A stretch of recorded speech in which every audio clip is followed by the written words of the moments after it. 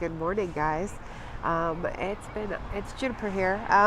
It's been a really long time since I've done one of these. Life comes at you fast. I had to get another job, so have a new job. We had to move house, and we finally moved house. We're not completely settled, but we're getting there. So it's been a while since we've done a walk and talk. So it's just going to be me. Doggies are at home asleep. My bus made really good time this morning. So I got to downtown Honolulu in record time. So I figured I would pop on briefly and say hello to everybody. So we're still tracking news and we're still working at Kitchen Table Media. We've just kind of ceased or hiatused the 5 and 5 briefly. It's going to return at some point, but it's going to be more of a weekly thing. To be totally honest, guys, it was awesome and a lot of fun to do, and I am glad a lot of people really enjoyed it. But the thing is it's super labor intensive, and if I was a single gal and lived in a in a tiny little apartment and that was my life, that would be great. But I'm not, and we all have adult responsibilities that we've got to take care of, and things have fallen by the wayside. But that's going to be enough like real life craziness from me or about my life. Let's kind of get a little moving because people are starting to stare at me downtown.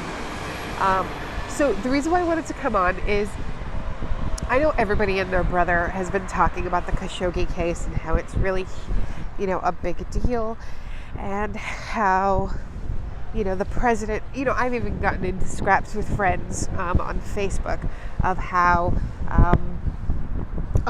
President Trump should immediately disavow what's going on. And you know what? No. The president is doing what he's supposed to be doing, right? He's trying to get as much information as possible about the situation before making a determination, instead of making an emotional knee-jerk reaction. So while I'm disappointed that POTUS has had to walk back a few things, I am glad that he is taking the time to kind of get the information, right? Because Steve Mnuchin is in Saudi Arabia right now. He was originally supposed to be meeting with the Crown Prince regarding some economic matters. That's kind of been put on hold. We have seen Gina Haspel head into Turkey to kind of investigate. And to be honest, based on what is being claimed, she's a good person to do this. The reason why I say that is what's being claimed by the Saudi government right now is that they were just interrogating Khashoggi, and it was an interrogation that went awry in a sense, and he wound up dying as a result of it. So with Gina Haspel's experience with interrogation via CIA, she's a good person to kind of get in there and kind of ask the right questions, and gather as much information as possible, and then get that back to the president.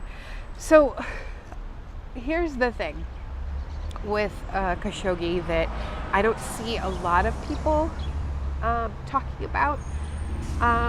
What they aren't talking about is the fact that, or I haven't seen it, if you have, let me know, the fact that this isn't necessarily, let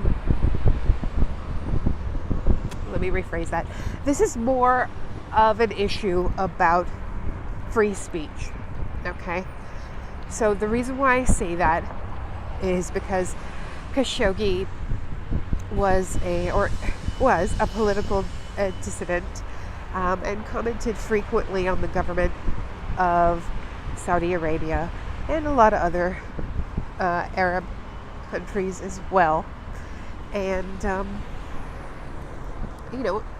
journalists speaking out about it. Now, while his flavor of journalism I don't necessarily care for, and some of the things that he has written I don't necessarily like. Like, for instance, in a couple of his articles, I think one was on Washington Post, where he referred to the 2011 Arab Spring as ripe for hope, or ripe with hope. Yeah. Anyway, I'm going to leave that alone because that's going to be a whole other video, the Arab Spring. But anyway, so while I don't necessarily agree with Mr. Khashoggi's views and things like that, I do agree with his right to be able to say it. So if in fact it does come out that, he was murdered because of his political dissent, that's an issue, and that's something we should all be worried about. So while we aren't Turkish or Saudi Arabian or any flavor of Middle East, we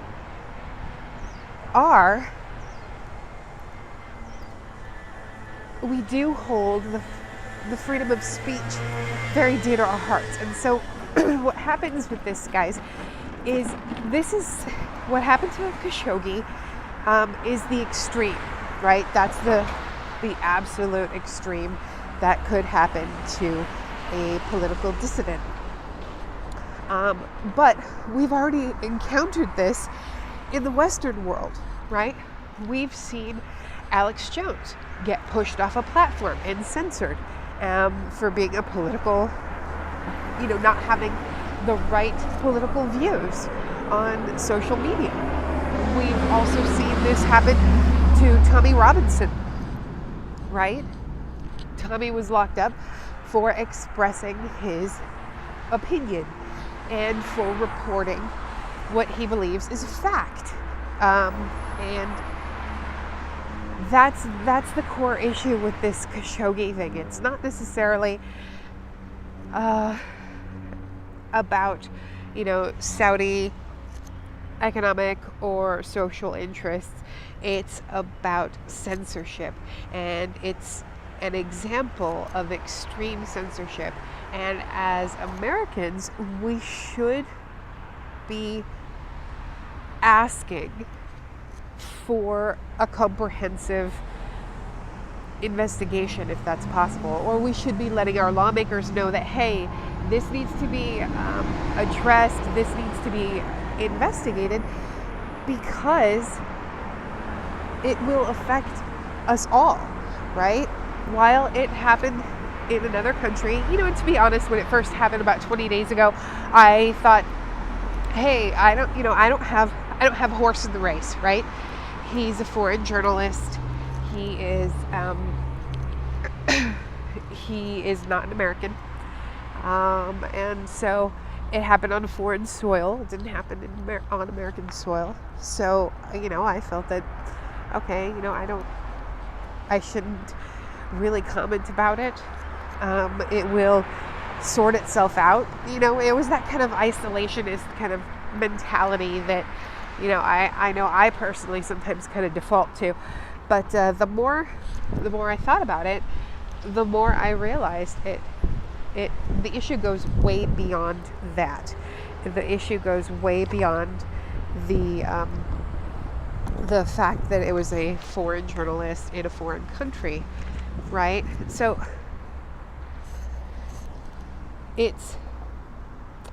this was an extreme case of stifling discourse, right? If you don't like what somebody is saying, and instead of saying, all right, fine, that's their right to free speech, they can kind of they can say it, or in the Middle East, in the case of Saudi Arabia, okay, you can say it, but don't come back to the country. Right? And that's a little difficult because their laws and their rules are a lot different from ours. And that's another thing that, I was trying to keep in mind of, okay, sure, he is a journalist that was possibly murdered for his political dissent. So rules are different there. They don't apply. Well, the rules are different there, but what we are noticing is that censorship is becoming a worldwide issue, right? It's becoming a big issue. Not only physically for within specific countries, it's becoming a worldwide issue in terms of the internet, right? Because if you don't have the right way of thinking, or if you don't subscribe to the same political views as some of these platforms, you will be pushed off the platform or into these various corners of the internet. Like, for instance, with Twitter, right? A lot of us are shadow banned still, even though at Jack says it's not happening. But back to Khashoggi. So here's the thing, guys. Khashoggi does have something in common with Tommy Robinson, Alex Jones. It's censorship. It's censorship at its core, right? It's the stifling of discourse. It's eliminating your political enemies and violently enforcing right think. And that should be something that we all take issue with, right? We should all have a problem with that. So, as I said earlier, guys, I'm just going to wrap it up. But, the implications of Khashoggi's murder really goes far beyond the social or economic relations between our two countries, between the United States and Saudi Arabia, because it undermines America's core principle, right, which is freedom of speech.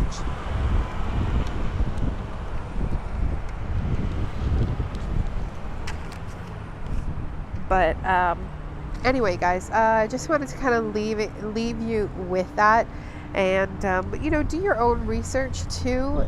Try read some of his stuff. I didn't necessarily care for his style of writing. You might. Some of the things I kind of had a factual issue with.